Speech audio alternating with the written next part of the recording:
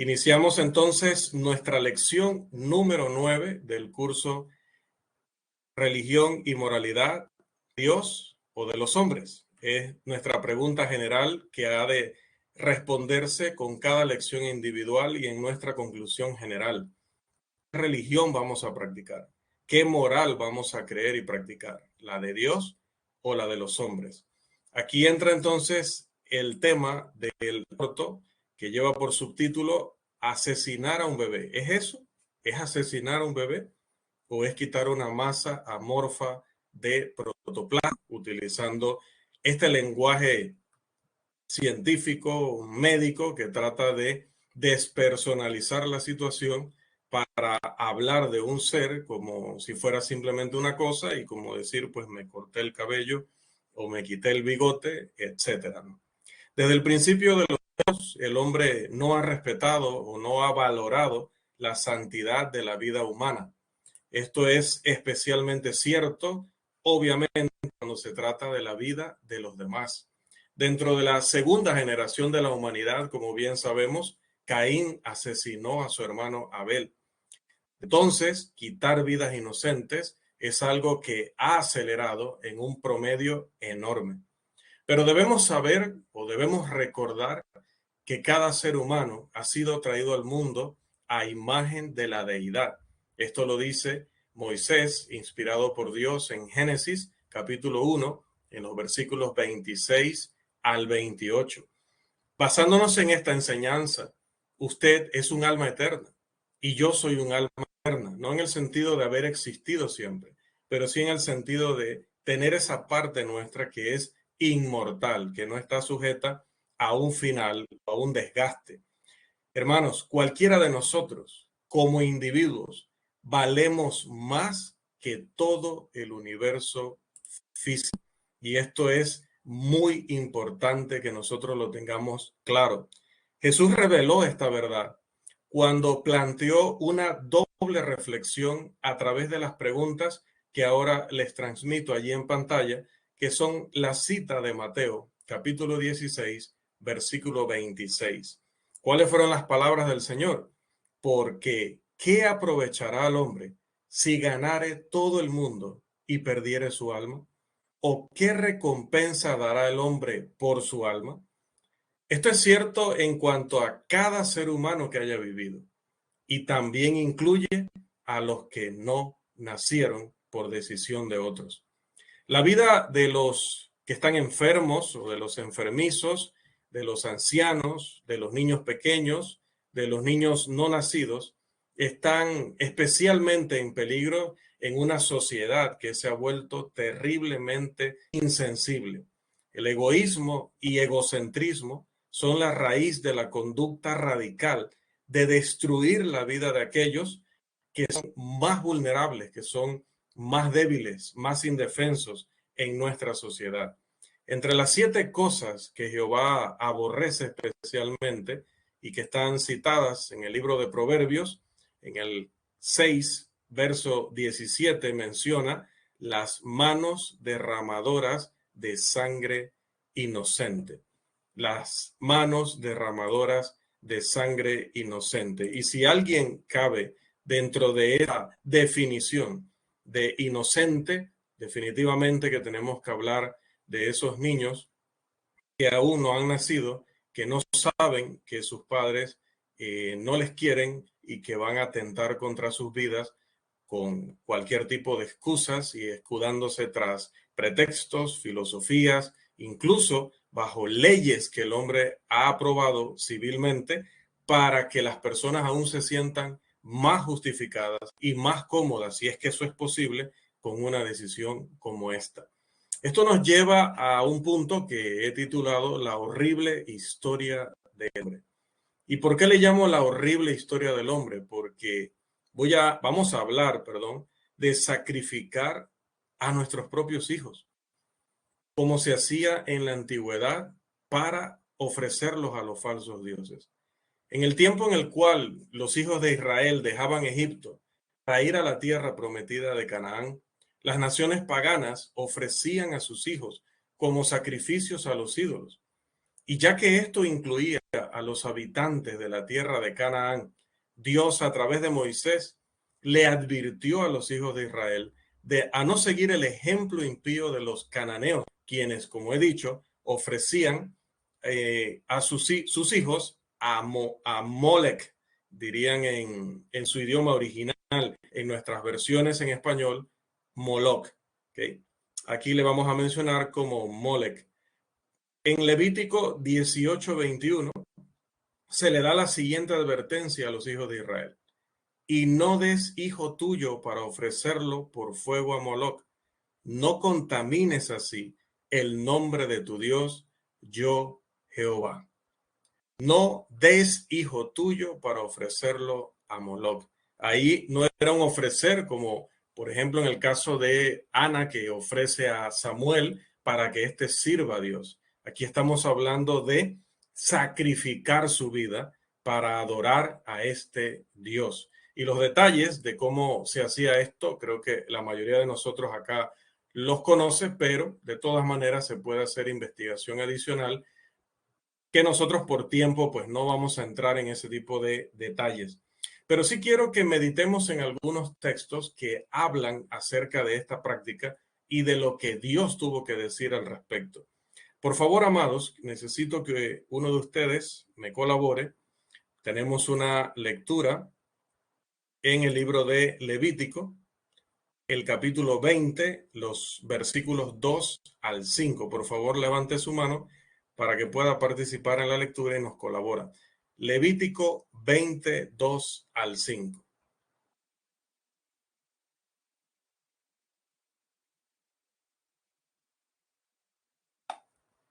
Hermano Steven, y para la otra lectura ya el hermano Christopher, que ya vamos a indicar cuál es.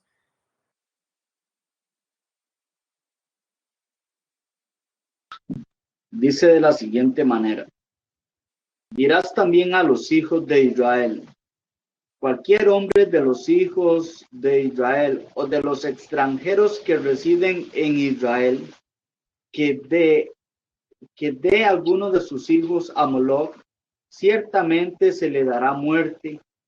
El pueblo de la tierra lo matará a pedradas.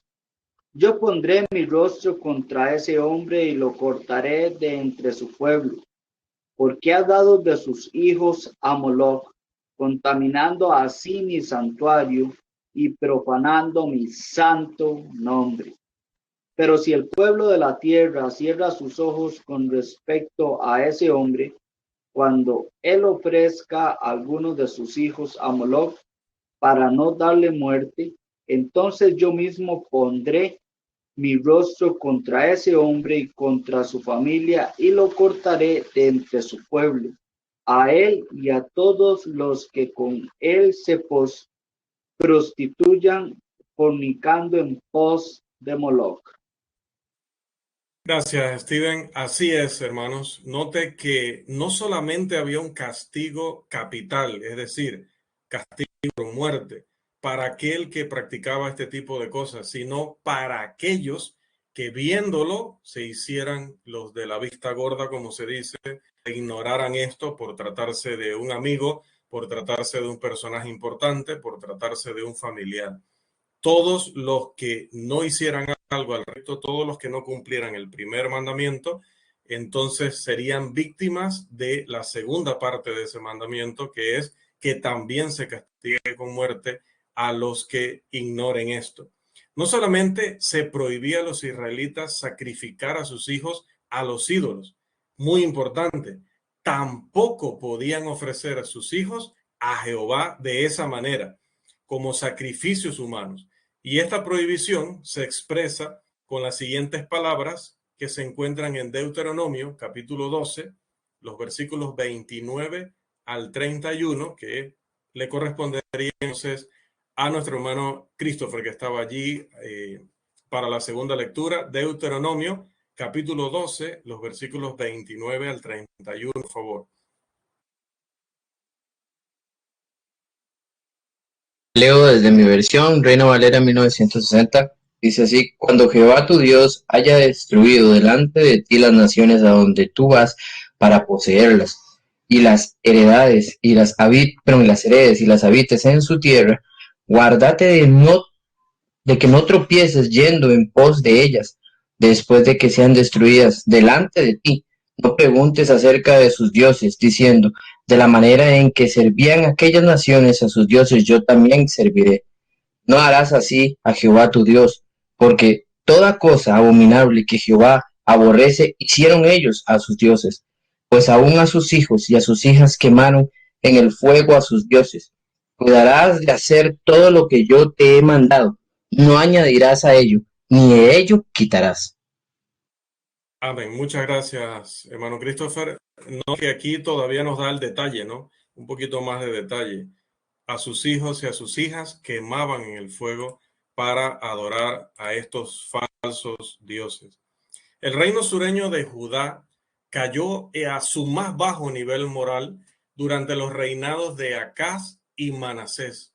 Ambos reyes se volvieron a la adoración idolátrica y ofrecían a sus hijos a Molec. Esto lo dice Segundo de Reyes 16, 1 al 4 y 21, 1 al 9. Por esto, como ven en pantalla, tenemos otra cita. Vaya levantando su mano también para participar, donde el profeta Jeremías declara algo contundente, algo muy claro acerca de este tipo de prácticas y de este tipo de conductas en el reino de Judá. Por favor, Jeremías 7, los versículos 30 y 31, por favor. Hermano Santiago. Dice: porque los hijos de Judá han hecho lo malo ante mis ojos, dice Jehová. Pusieron sus abominaciones en la casa sobre la cual fue invocado mi nombre, amancillándola, y han edificado lugares altos de Tofec, que está en el valle del hijo de Hinnom, para quemar al fuego a sus hijos y a sus hijas, cosa que yo no les mandé, ni subió en mi corazón. Muchas gracias, hermano Santiago. Usted recordará que Dios ordenó a Abraham ofrecer a su hijo Isaac como sacrificio, que es uno de los argumentos, o vamos a plantearlo así, es uno de los textos de la Escritura que más se cita para tratar de cuestionar los mandamientos de Dios, porque se dice, Él mandó a que se sacrificara a un niño al igual que los dioses paganos lo hacían. Entonces, ¿cómo es que Él prohíbe que eso se haga, pero luego lo ordena? Usted y yo sabemos que esto fue únicamente una prueba dada a Abraham, donde él tenía que demostrar su obediencia y que él sin dudar procedió a hacer lo que Dios le había pedido. Pero en ese momento, antes de que cometiera esta barbaridad, un ángel del Señor se le apareció y le dijo: Abraham, Abraham. Y él respondió: heme aquí. Leo Génesis 22, 11 al 13. No extiendas tu mano sobre el muchacho, ni le hagas nada, porque ya conozco a Dios, por cuanto no me rehusaste tu hijo, tu único.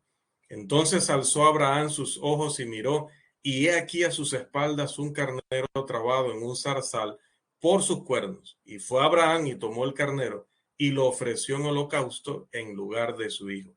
Así que aquí tenemos la respuesta a esta supuesta inconsistencia moral. En primer lugar, nunca esto iba a suceder. Fue Dios mismo el que lo detuvo. En segundo lugar, trataba en sí de un sacrificio humano. La prueba no era si me ofreces o no un humano. La prueba era si él considera a Dios tan fiel a su promesa que incluso pensara, como luego el escritor de Hebreos así nos los confirma, y el escritor, y Pablo en Romanos también, que él consideraba que si Dios le había pedido eso, aun si Isaac estuviera muerto por su propia mano, Dios, que era fiel a sus promesas, lo iba a resucitar para igual cumplirle la promesa que le había hecho. Entonces, note que el punto en sí no era tanto ofréceme, quiero ver si así como le ofrecen a las otras naciones sus hijos, me lo ofrecerías a mí. No, no, es que este hijo,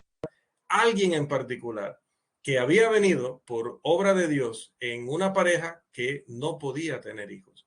Entonces, si la promesa era que a través de él ellos iban a tener una descendencia increíble, pues la prueba estaba en, ¿qué pasa si él pierde la vida?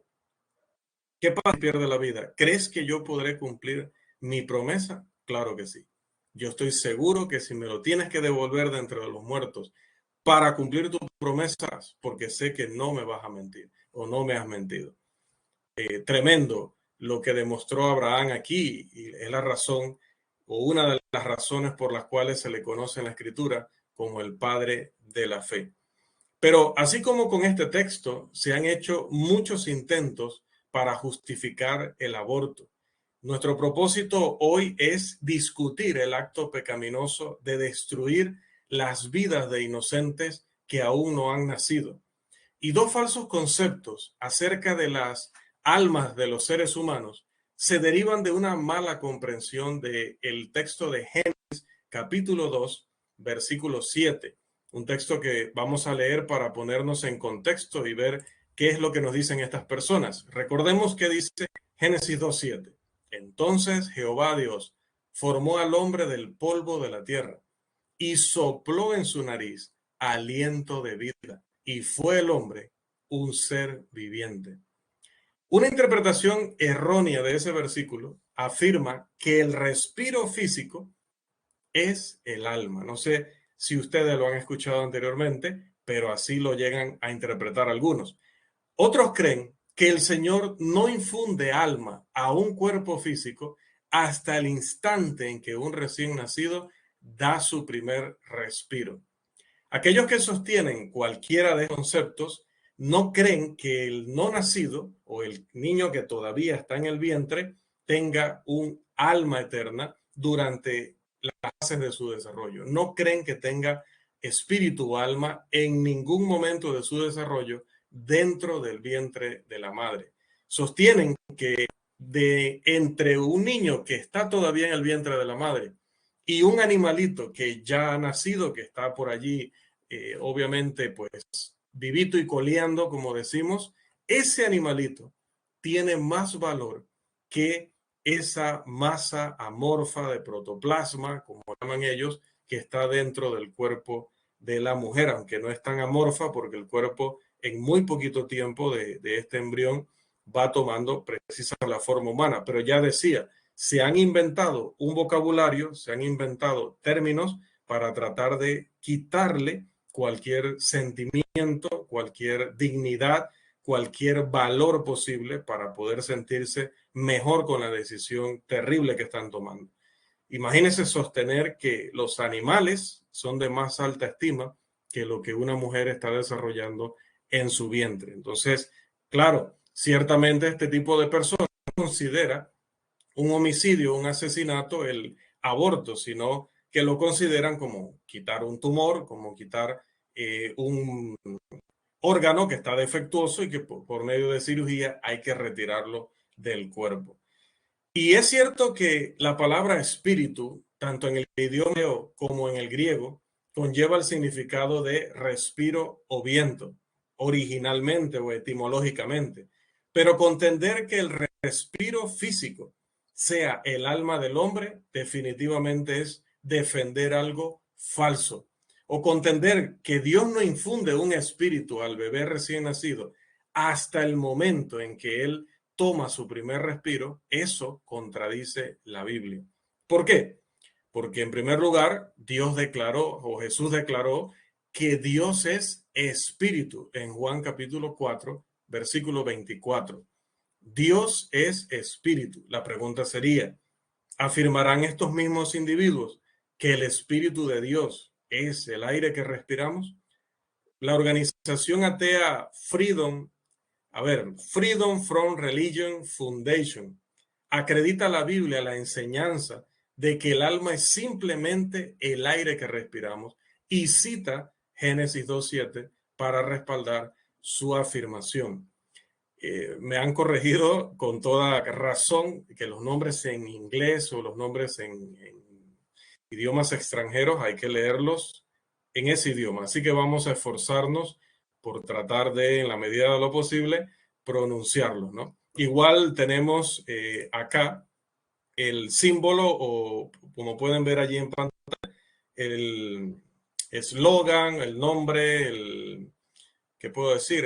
El logo sería lo más correcto de esta organización, Freedom from Religion Foundation, que es la que principalmente utiliza este texto de Génesis 2:7 para tratar de defender esta teoría falsa que ya estamos empezando a refutar.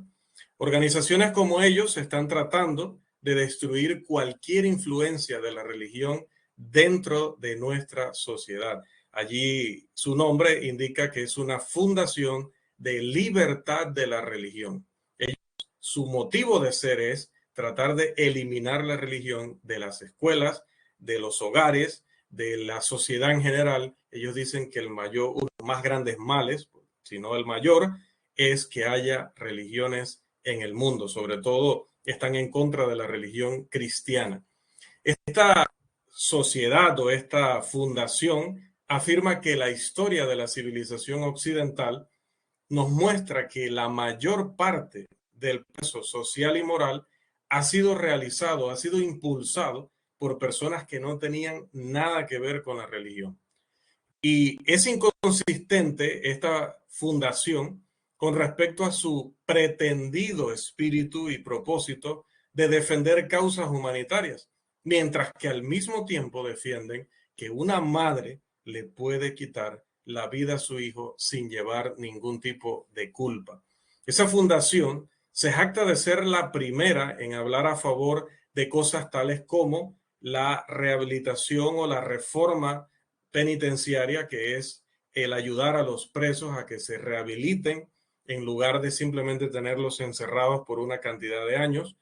Ellos defienden la eutanasia, la cual describen como muerte con dignidad para enfermos terminales, el fin de la esclavitud y lo que consideran los derechos de la mujer, dentro de los cuales, obviamente, ya se imaginará, cuentan el aborto.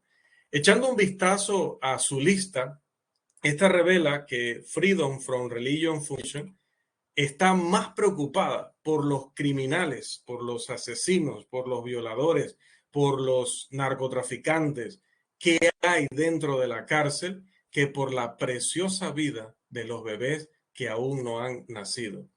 Aunque esa organización afirma ser la primera en defender este tipo de derechos, y hasta donde yo tengo entendido y hasta donde pude investigar, ahora mismo solo existen y solo funcionan en los Estados Unidos, pues yéndome allí, resulta que la 13ª enmienda a la Constitución de los Estados Unidos, que prohíbe, por ejemplo, la esclavitud, se convierte en ley desde el 18 de diciembre de 1865. Y Freedom from Religion no inicia sino hasta 1978 en Wisconsin. Si ellos son los defensores y los verdaderos intérpretes de estos conceptos de libertad, de derechos, como es que se vivió durante todo ese tiempo desde que se fundó la nación norteamericana hasta que ellos aparecieron en 1978. ¿Cómo se hizo anteriormente a ellos y son los guardianes, los defensores y los verdaderos maestros de estos conceptos? Esa organización atea, porque son ateos, señala que la palabra aborto no se puede condenar por parte del cristianismo. Recuerda que ellos tienen una guerra en particular contra nosotros porque dicen que esa palabra ni siquiera aparece en la Biblia. Dice, ¿cómo le vas a decir a las mujeres en tu congregación, cómo le vas a decir a las mujeres en general que no pueden practicar el aborto porque es pecado si esa palabra ni siquiera aparece en la Biblia? Pero lo que ellos no toman en cuenta es que están usando la Biblia cuando la Biblia es una espada de dos filos que se va a volver y va a cortar a cualquiera que la intente usar de mala manera. Y ellos utilizan mucho una expresión que se llama esclavitud blanca, o que recibe esa denominación, para referirse a la prostitución, esclavitud blanca. Pero ese término, esclavitud blanca, no está tampoco en la Biblia. Entonces, ¿cómo le dices a un cristiano que no debe estar a favor de la prostitución o que debe oponerse a la prostitución si el término que tú utilizas tampoco está en la Biblia? Tampoco se encuentra en la escritura la palabra violación o violación carnal. Pero lo que involucra este tipo de acto horroroso, fatal, es algo que en toda la Escritura se enseña que no puede ser la característica de un hijo de Dios o de un siervo de Dios. Entonces, con esto en mente, deben recordar ellos o deben tener presente ellos, y debemos recordar nosotros que algunas palabras van cambiando de significado o algunas palabras van recibiendo nuevas denominaciones o nuevos nombres, pero que al final están describiendo la misma cosa que la Escritura señaló hace miles de años atrás. Los actos pecaminosos son condenados por la Escritura independientemente de los tecnicismos o de las palabras modernas que se quieran utilizar hoy para definirlos. Necesitamos estudiar tanto los léxicos hebreos como griegos para aprender cómo se usan las palabras originales en la Biblia y qué abarca un término, saber si hoy alguna práctica, alguna creencia está incluida dentro de esa terminología. Por ejemplo, cuando estudiamos acerca del baile, descubrimos que la palabra lascivia habla etimológicamente de movimientos indecentes del cuerpo.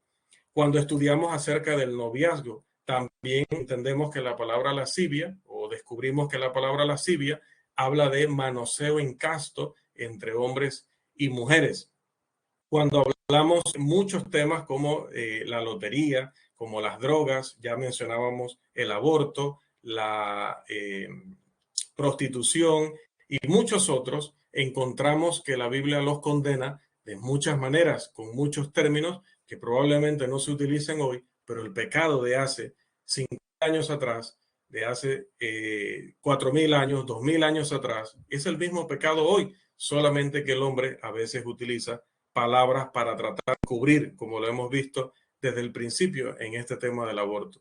En su sitio web, esta organización atea intenta desacreditar, la oposición al aborto con su interpretación engañosa, falaz de otro pasaje de la Escritura, como es el texto de Éxodo, capítulo 21, los versículos 22 y 23. Y quiero que por favor prestemos especial atención a este texto. Curioso cómo lo utilizan, cómo lo tergiversan para tratar de convencer a personas que leen la Biblia, sea que asistan a una iglesia o no, de que la posición de ellos es la correcta.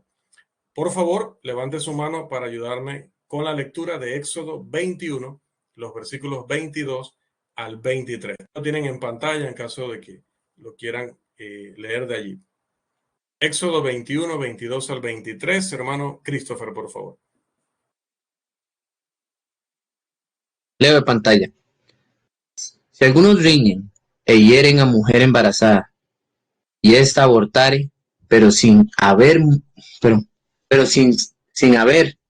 muerte, serán penados conforme a lo que les impusiere el marido de la mujer, y juzgaren los jueces. Mas si hubiere muerte, entonces pagarán vida por vida. Amén. Muchas gracias, Christopher. Esas personas afirman que en este pasaje se está tomando en cuenta a un aborto espontáneo y que el feto abortado no es un ser humano. ¿Okay? Ellos tienen incluso un texto que dice, o que se llama, ¿qué dice la Biblia?, donde afirman esto. Imagínense, utilizan la misma escritura para tratar de defender su causa.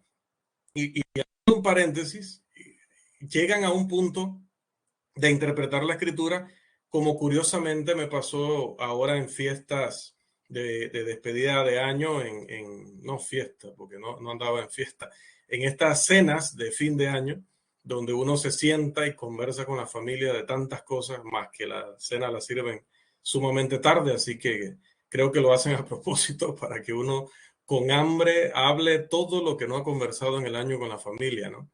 Y hablando sobre eso, mi papá, mi padre de crianza, me dice, quiero compartirte un folleto que me llegó, que me lo dio fulano de tal, y que tiene una nota ahí bien interesante y menciona textos de la escritura, y quiero que lo escuches y me digas qué piensas sobre ello. Y va emocionado a buscarme y me dice, mira, esto te lo voy a leer pero me está diciendo este señor que él tomó esto y eso le ha hecho una limpieza increíble. Y claro, yo no lo he hecho todavía porque dije, como tiene que ver con Biblia, ahora que Rolando viene, pues le voy a preguntar, pero el texto está curioso, ¿no? Interesante. Y cuando me lee, resulta que el libro trata de el orine o la orina como medicamento. Y resulta que utiliza el texto de Proverbios. Ahorita no recuerdo el capítulo. Si alguno lo recuerda, me lo comparte allí en nuestra pizarra interna, ¿no? Pero donde dice que el hombre debe beber agua, el agua de su cisterna. Que debe el agua de su cisterna. Entonces, el tipo, el autor del folleto, que de hecho no coloca su nombre afuera ni por ningún lado de la pública, dice, note que la misma escritura dice, hace tanto tiempo que esto está escrito y no lo habíamos comprendido adecuadamente. Bebe agua de tu propia cisterna, o sea, que el orine te va a servir para curar ciertas cosas o para ingresar a tu cuerpo corporal algunas sales, algunos minerales que pues al final no lo explica cómo es que el cuerpo lo expulsa, pero al mismo tiempo es lo que el cuerpo necesita, pero él lo trata de justificar a través de ese pasaje, imagínense. Utiliza otro pasaje allí que ahorita pierdo de vista, pero realmente lo que quería ilustrar con esto es hasta qué punto pueden llegar los ateos, porque es que se declaran ateos, tal como nos compartía allí Christopher, ¿no? Lo curioso. Proverbios 5:15, correcto, donde habla acerca de no estar buscando a la mujer ajena, no estar buscando a una ramera, no estar buscando tampoco a la mujer de tu prójimo, sino concéntrate, enfócate en la mujer de tu juventud, que de hecho luego la describe sin poesía, la describe directamente así, como el amor o la mujer de tu juventud. Pero él se quedaba solamente con la parte que decía, bebe agua de tu cisterna. Bueno, así llegan estos señores, que solamente para ello hacía la aplicación o la ilustración, de decir que este pasaje habla de un aborto espontáneo y que el lenguaje del pasaje involucra que Dios creía y así, o que Dios sabe y que así le enseñó al pueblo, o claro, como son ateos probablemente no dirán que Dios, dirán que Moisés. Voy a tratar de no poner palabras en la boca de ellos, ¿no? Dirán que Moisés le enseñó al pueblo de Israel que el Dios, que en realidad al final sería entonces el mismo porque era el que estaba escribiendo, consideraba que un niño que no hubiera nacido no era un ser humano. Pero la verdad del asunto es que Éxodo 21, 22 al 23 no se refiere a un aborto en el sentido que ellos lo quieren plantear, sino a un nacimiento prematuro. Y esto sucede por lo que menciona el pasaje. Este daba una advertencia a los israelitas en cuanto a que si ocurría la muerte del niño, y este término es muy importante aquí, o la madre, entonces el responsable del nacimiento prematuro tenía que ser ejecutado. La palabra en la versión inglesa, en la versión King James, que es la que toma el término literal del hebreo, en el hebreo dice fruto. En esta parte donde dice, si algunos riñeren e hirieren a mujer embarazada y ésta abortare, pero sin haber muerte, serán penados con lo que impusiere el marido de la mujer y juzgaren los jueces. Mas si hubiere muerte, entonces pagarán vida por vida. Allí en el original se utiliza la palabra fruto y la palabra fruto es recogida por la versión King James. Lamentablemente, en nuestra traducción en español, la Reina Valera no lo utiliza, si no me equivoco, en la Biblia de las Américas tampoco, que es la otra versión que tenemos esta noche por allí. Pero la palabra fruto en ese pasaje se traduce de la palabra hebrea yeled, que significa niño, y se traduce así en muchos otros pasajes del Antiguo Testamento. Al referirse, por ejemplo, a Isaac, La palabra inspirada declaró en Génesis 21:8 lo siguiente: y creció el Yelet y fue destetado, perdón. Y creció el Yelet y fue destetado. Y creció el niño y fue destetado. Este Isaac no era un ser humano, no era un niño. ¿Qué dirán estas personas y los que siguen a esta fundación acerca de este texto? La palabra traducida como fruto en Éxodo 21, 22 al 23 se traduce como hijo o como niño en Génesis 21, 8. Así que definitivamente que la interpretación que ellos quieren extraer de este pasaje los ha traicionado, porque es que el pasaje utiliza un término que precisamente desmorona totalmente su interpretación de la escritura y su intento, como el del diablo en las tentaciones a Jesús, de utilizar la escritura, de tergiversarla, de manipularla para tratar de sacar de ellas una defensa de su causa. Pero además, en este mismo tema del nacimiento prematuro de este niño que nace muerto también, debo decir que la ausencia de los signos vitales no es una prueba definitiva de muerte. Y yo creo que aquí las personas están ignorando a propósito lo que la ciencia ha demostrado y lo que la experiencia ha demostrado. Los signos físicos de vida incluyen pulso, presión sanguínea, temperatura y respiración. Normalmente cuando queremos saber si alguien está vivo o está muerto, tratamos de buscar estos signos vitales. Pero la definición bíblica de muerte física es el momento cuando el espíritu abandona el cuerpo. Esta verdad se declara en las siguientes palabras de Santiago, en el capítulo 2, el versículo 26. Este pasaje dice: porque como el cuerpo sin espíritu está muerto, así también la fe sin obras está muerta. Así que la palabra muerte significa separación y eso es realmente lo que significa en el término original. La muerte física acontece cuando el cuerpo y el espíritu de una persona se separan y no antes de eso, aunque no le puedas detectar los signos vitales como se ha llamado. Esta es precisamente la definición de la palabra griega thanatos, traducida muerte en este versículo de Santiago 2:26. El lexicon griego de Henry Joseph Thayer la define como aquella separación, sea natural o violenta, del alma y el cuerpo por la cual termina la vida en la tierra. Con esto en mente, los médicos no dejan de luchar por la vida de un paciente, aun cuando ya no tienen evidencia de los llamados signos vitales. Y otra vez, no hay que ser médico, no hay que ser científico, no hay ni siquiera que estudiar el tema del aborto o de la vida humana en especial, en particular, para entender estas cosas, porque son cosas que vemos en el día a día, lo vemos en la realidad o lo vemos en la realidad actuada, como en las películas, en las series, en las noticias, en el día a día. Quizá alguno de nosotros, Dios guarde, pero lo habrá vivido con algún familiar o alguna persona cercana. Por eso el uso de lo que llaman RCP, que es la reanimación cardiopulmonar, es una combinación de respiración, compresiones en el pecho y en algunos casos hasta shock eléctrico cuando llegan los paramédicos. Si se utiliza uno o más de estos procedimientos, se puede reanimar a una persona que aparentemente había perdido la vida o había perdido más bien los signos vitales.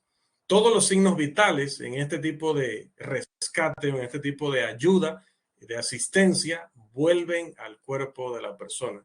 Y cuando esto sucede, claro, los periódicos, por un error, para vender más, para impactar más, pues titulan erróneamente que la persona volvió a la vida. Pero no es así. La realidad del asunto es que el espíritu no había abandonado el cuerpo del paciente. Esta es una prueba definitiva de que el espíritu habita el cuerpo y que el aire que el cuerpo respira no es el espíritu ni es el alma, no son la misma cosa. Otra cosa respecto a nuestros primeros padres, a Adán y Eva, es que ellos fueron creados sobrenaturalmente. Así que nosotros no podemos compararnos con ellos y decir que cada vez que un niño nace, en ese momento Dios vuelve a realizar el acto milagroso de respirar aliento de vida en su nariz. ¿Por qué no? Porque una vez que ya Él ha creado al hombre y a la mujer, luego de allí ha establecido una ley, la ley de la reproducción. Y esa ley no es solamente aplicable al ser humano, sino también a los animales. Y no solo a los animales, también a las plantas, donde cada uno va a producir según su género. Ya venimos por una acción natural y por eso es que es incorrecto y debemos corregir cada vez que así lo escuchemos decir que el nacimiento de un niño es un milagro. El milagro de la vida, ¿no? Hermanos, ya lo hemos hablado anteriormente. Tenemos que ser bíblicos en nuestra manera de hablar porque nosotros somos la luz del mundo.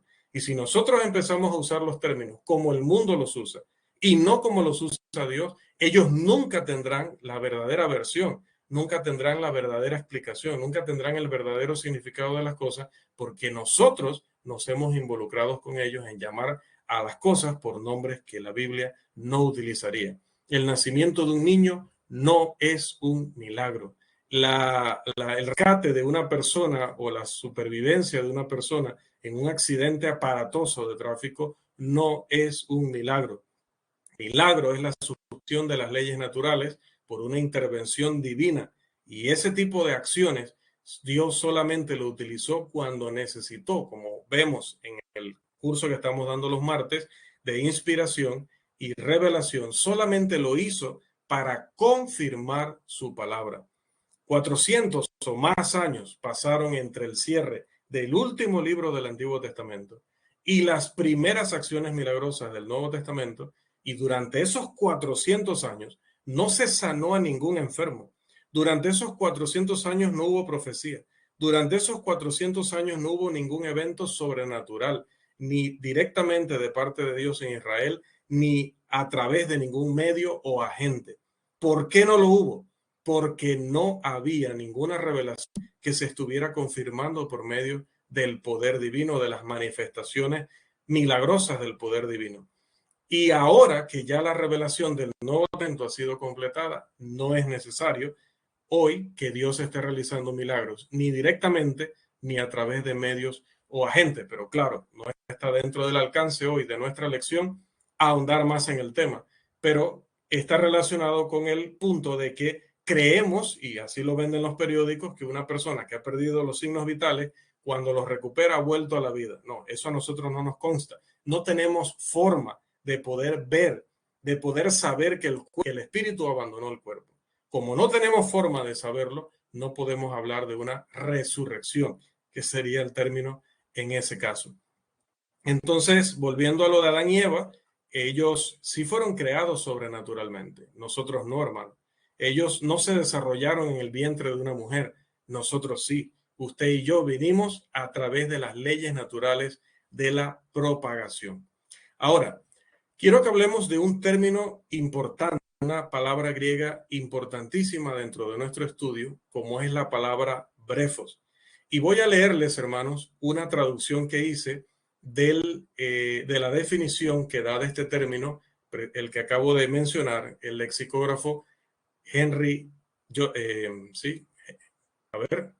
Joseph Henry Taylor, perdón, porque lamentablemente su léxico solamente está en inglés. Así que he traducido toda la definición de él para poder compartirla con ustedes. Dice Taller, experto en griego, experto en definición de términos griegos, sobre todo del Nuevo Testamento, la palabra griega brefos hace referencia a un bebé que no ha nacido, a un bebé recién nacido o a un niño. Ahí era un niño pequeño, ¿no? Note, la palabra brefos hace referencia a un bebé que no ha nacido, al igual que hace referencia a un recién nacido, al igual que hace referencia el mismo término a un niño de 2 años, de 1 año, que ya tiene un cierto tamaño, ¿no?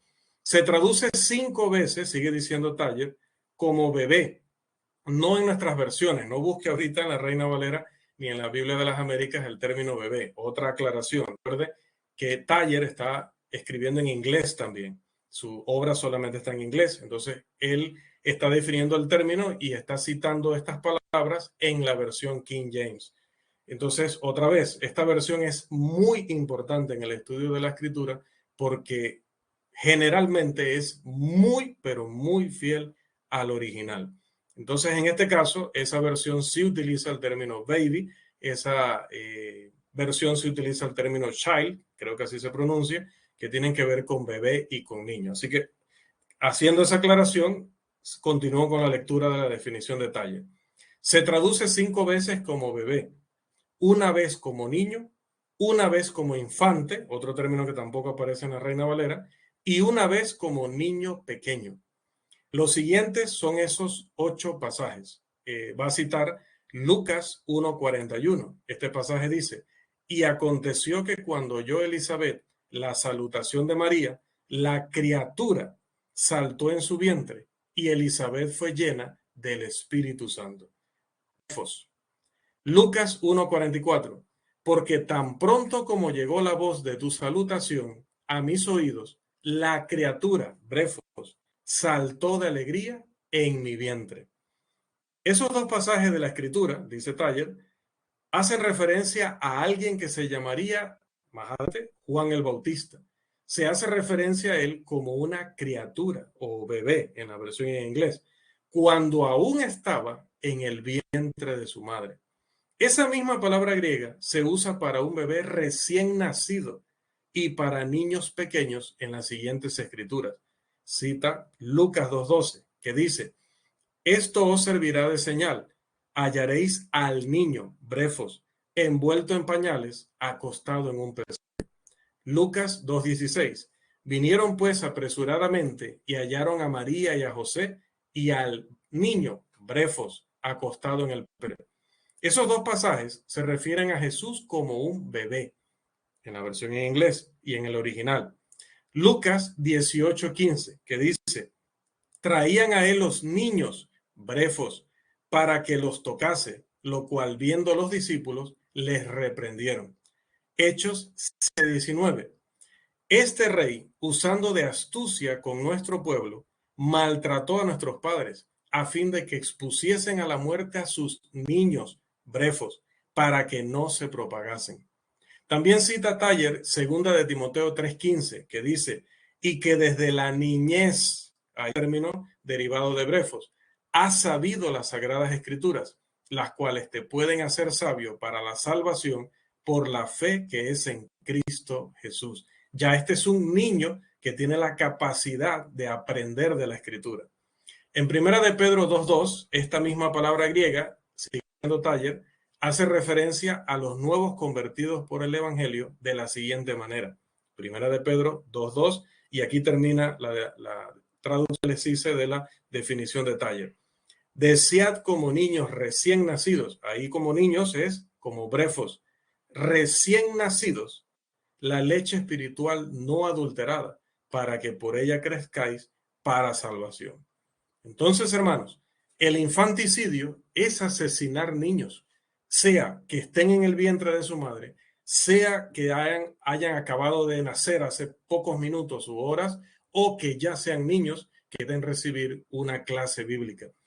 En tiempos antiguos, el infanticidio se practicaba comúnmente en las naciones paganas, sacrificando a los bebés recién nacidos a los ídolos, como vimos en la introducción de esta lección. En la sociedad de nuestros días, ya no es solamente los que adoran a un ídolo, no es solamente en un contexto de adoración idolátrica, sino que las madres están asesinando a sus propios bebés. Parece que la sociedad se está moviendo en una gran cantidad ya de países y parece que esto no se va a detener para aceptación del infanticidio, justificándolo de una manera inmoral y detestable dentro de ciertas circunstancias. A medida que pasa el tiempo, un mayor porcentaje de la sociedad favorece el aborto por nacimiento parcial, como le quieren llamar ellos. Sin embargo, seguimos preocupados de que muchos de los que se ven a sí mismos como defensores pro vida, otro término que se han inventado ellos, esos mismos están dispuestos a justificar los abortos, sobre todo en casos donde ha habido violación o ha habido incesto. Su posición simplemente no es lógica y nosotros tenemos que hacer algunos comentarios acerca de ella, refutando definitivamente el fundamento sobre el cual pretenden basarse. Si bien es cierto que algunos líderes políticos o civiles, incluso de ciertas asociaciones, luchar aparentemente por una posición pro vida, es decir, que un aborto implica la terminación de una vida humana, es raro encontrar una voz pública que defienda un caso completamente congruente en favor de los no nacidos. Por un lado, van a supuestamente defender que hay que tratar de que el niño viva de todas las maneras, pero luego esos mismos supuestos defensores te van a tener un repertorio de excepciones y de enmiendas a la primera afirmación para justificar el aborto de muchas maneras. Un aspecto de la verdad es su armonía y lo estuvimos viendo en el primer curso de esta escuela que trataba acerca de la autoridad de las escrituras.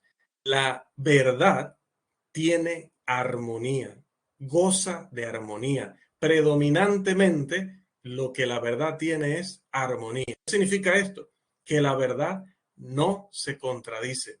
No es algo un día y algo distinto al día siguiente. No es una cualidad exigida a unos mientras que se le exonera a otros.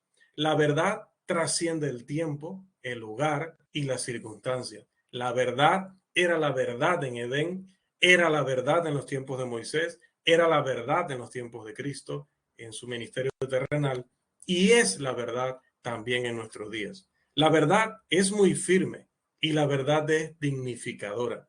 El estándar de la verdad es difícil de alcanzar porque tenemos muchos defectos en nuestra digresión o en nuestra desviación moral como sociedad. Pero la verdad está ahí y es gloriosa, es hermosa, es incluso elegante, desafiándonos siempre a satisfacer sus demandas o ser presos o esclavos de nuestras ideas que nos van a llevar a la muerte o van a llevar a otros a la muerte. Reflexionemos sobre algunas de las posturas irreconciliables respecto a la controversia del aborto para poder cerrar nuestra lección esta noche. Primero, hay muchos que se oponen al aborto de un parto parcial, es decir, al aborto de un feto que ha emergido parcialmente del canal de parto. Pero esos mismos no se oponen al aborto de un feto que todavía está completamente dentro del útero. Le explico esto. Lamentablemente es una imagen bastante grotesca, ¿no? Estas personas dicen que es un delito, que ahí sí es un asesinato, que el médico introduzca su mano en la mujer embarazada, ale al niño hasta cierta posición donde solamente quede su cabecita adentro, casi que su cabecita adentro y el resto del cuerpo esté afuera casi, y utilice unas herramientas. Me cuesta hablar de estos detalles. Les dije desde un principio, es muy duro porque hay casos cerca de nosotros y es doloroso pensar en esto, es muy doloroso. Pero Satanás ha llegado a engañar a las personas así y las ha llevado a esto. Luego utilizar estas herramientas para succionar lo que queda todavía del cuerpo del feto, del niño, dentro del cuerpo de la madre, para luego terminar de sacar lo que ya habían sacado, ¿no? Dicen ellos que esto es terrible, esto es una cosa perversa y lo es, pero que no hay problema si la mujer toma cosas para hacer el proceso cuando el niño todavía está dentro del útero, o con otros procedimientos donde no se saca parte del niño, sino que directamente se le destruye allá dentro. Pero, hermanos, la ubicación física no es un asunto que determine si el feto es una persona o no, si es un humano o no. Si es humano cuando lo sacas del hombro, de los hombros hacia abajo, es humano cuando todo eso está dentro del vientre de su madre. Número 2, algunos expresan su oposición a un aborto en el tercer trimestre, pero no una interrupción de la concepción del primer trimestre. Pero esto hace que el tema sea un tema de grado de desarrollo y no del tipo de ser con el que estamos tratando. Estaríamos diciendo que una persona es, o que un humano no es humano hasta que llega a un cierto nivel de desarrollo. Y quizás los autores de esta teoría abrazarán parte de los postulados o creencias de la famosa teoría de la evolución, que ya aquí vimos que ni siquiera teoría es. Si bien es cierto que el bebé está más desarrollado en el tercer trimestre que en el primero, también es cierto, amados, que una persona está más desarrollada a los 2 años que a los 2 meses, ¿no? Un joven de 20 años tiene una madurez mayor que un muchacho que tiene 12. La pregunta sería, ¿cuál de ellos es más humano? ¿El niño que acaba de nacer es menos humano que el niño que ya tiene 2 años? ¿Y el niño que tiene 2 años es menos humano que el niño de 12? ¿Y el niño de 12 es menos humano que el de 20 años? La cronología no altera el hecho de que un ser humano es un ser humano desde el momento de la concepción en adelante. Número 3. Muchos de los que se oponen al aborto en principio harían, no obstante, algunas excepciones en los casos en los que un niño fue concebido a consecuencia de una violación o incesto. Pero, ¿dónde está la lógica en eso? ¿Es el feto de alguna manera humano debido a las circunstancias en las que se originó? Podríamos argumentar que un niño de 2 años que fue concebido como resultado de una violación podría ser eliminado con impunidad moral. Las circunstancias de la concepción nunca van a determinar el valor de la vida.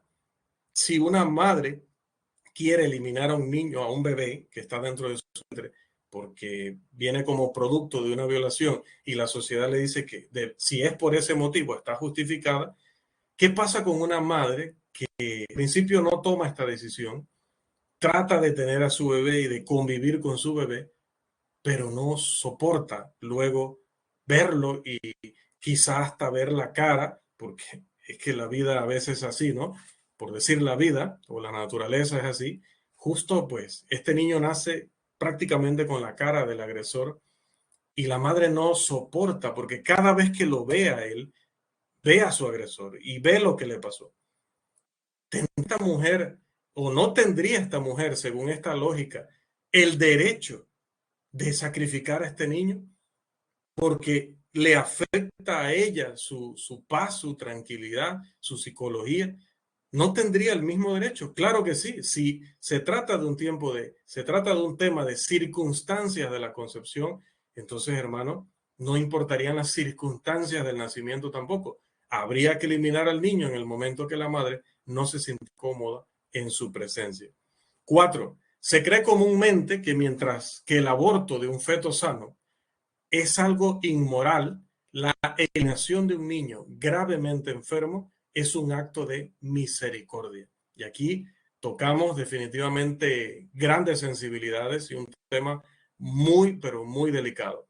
Pero hay alguien, además de los parientes filosóficos de Adolfo Hitler, que lucharía por la matanza de todos los niños incapacitados de la sociedad.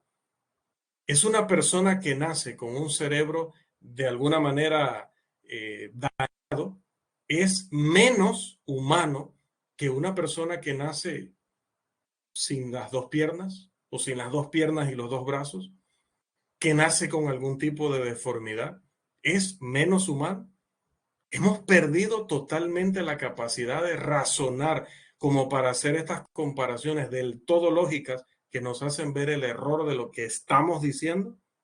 5. Si el aborto de un bebé inocente es el sacrificio premeditado de una vida humana, ¿por qué incluso aquellos que luchan por la posición pro vida, como le han querido llamar, son reacios a argumentar que los abortistas, sean médicos o madres o los dos juntos, deberían estar sujetos al mismo procesamiento penal que nosotros le exigimos a otros asesinos.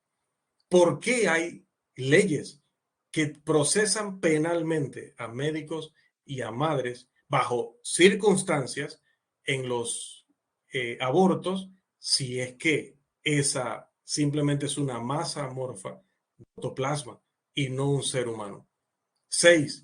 ¿Por qué se procesará a una mujer que da a luz a un bebé y mete su cuerpecito en un basurero o en un basurero público, mientras que la mujer proelección, como otro término que se han inventado, que perpetra el mismo acto vil en un ambiente esterilizado, en una clínica, es vista como una persona amorosa que ha liberado al mundo de un niño no deseado y ha liberado al niño de nacer en unas circunstancias y en una situación que no lo merecen, que no son dignas de él? ¿Por qué? ¿Por qué a una mujer se le procesa en una circunstancia y a la otra no? Si las dos están haciendo exactamente lo mismo.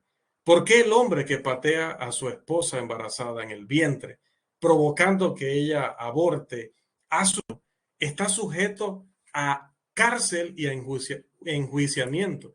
Pero la mujer que decide por sí misma abortar al mismo niñito, supuestamente tiene el derecho ético y legal de deshacerse de ese mismo niño. Es un bebé menos humano, dependiendo de quién lo asesina. Considere los siguientes puntos y con esto concluimos. Si el feto dentro del útero de una mujer es un ser humano, quitarle la vida es un asesinato. Si el feto no es una persona humana, ¿por qué debería alguien oponerse al aborto bajo cualquier circunstancia? ¿Por qué hacer excepciones?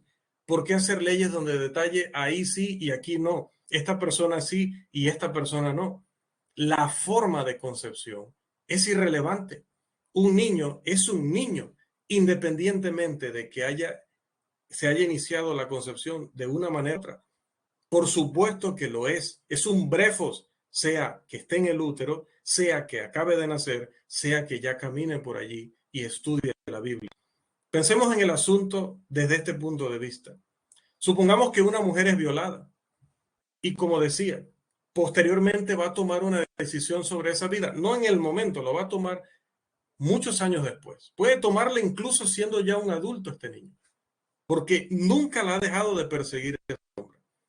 Entonces, puede hacerlo ya cuando no es un niño, cuando es un adulto, puede matarlo porque ella nunca ha podido superar aquella situación.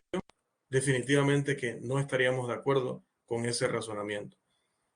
La lógica confunde a algunos de nuestros líderes civiles, políticos. Si el aborto es un acto moral, no debería tener ningún tipo de restricciones. Lo que es moral, es moral.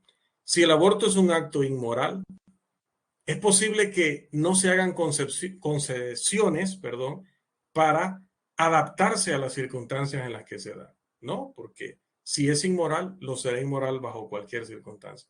La concepción de los niños, ya sea por violación o por incesto, es una tragedia. Nadie le va a negar eso a la madre, a la mujer que ha sido violentada, a la mujer que ha sido abusada por sus familiares. Sin embargo, de alguna manera, en la controversia del aborto, se supone que 2 errores constituyen un derecho. 2 errores para ellos constituyen un derecho. Como es el error de abusar de alguien, pues abortar al producto de esta relación, eso corrige todo. Si se ha violado a alguien, el error de la violación carnal se corrige cuando se comete el error de asesinar al producto de esa relación. Esta ideología es absolutamente una tontería, es una necedad. Y esto no es nada difícil de entender. No hay que ser médico, decía, ni científico. No hay que ser teólogo, ni profesor de Biblia. No hay que ser predicador. No hay que ser ni siquiera cristiano para poder entender estas cosas. El problema es que los políticos y otras personas de influencia significativa, incluida una gran cantidad de supuestos religiosos, son simplemente demasiado cobardes para adoptar una postura firme y coherente acerca de este tema volátil, como decía que lo era, y lo es. Cuando el sentido común, la convicción moral se diluyen frente a la política, nos encontramos en una situación sumamente lamentable. Es maravilloso que las actitudes hacia el aborto se estén moviendo en una dirección más conservadora de hace unos años para acá. Leía en la investigación de este tema que por lo menos en los Estados Unidos se ha visto una reducción del 14% en los casos de aborto a nivel nacional. Esto significa que por algún motivo las personas están cayendo en cuenta de la barbaridad que han estado cometiendo y están evitando llegar a tomar una decisión como esa. Sin embargo, 14% no es suficiente. Tenemos que seguir enseñando, seguir predicando, seguir difundiendo a través de las redes sociales materiales acerca de esto, seguir investigando y aún aportando más datos, más argumentos, para que cada día esta información llegue a más personas y salvemos la vida de los inocentes. Amados hermanos, hasta aquí nuestra lección del día de hoy. Definitivamente que el aborto es asesinar a un ser humano y no está autorizado, y Dios castigará como asesino a toda persona que se involucre en una práctica como esta.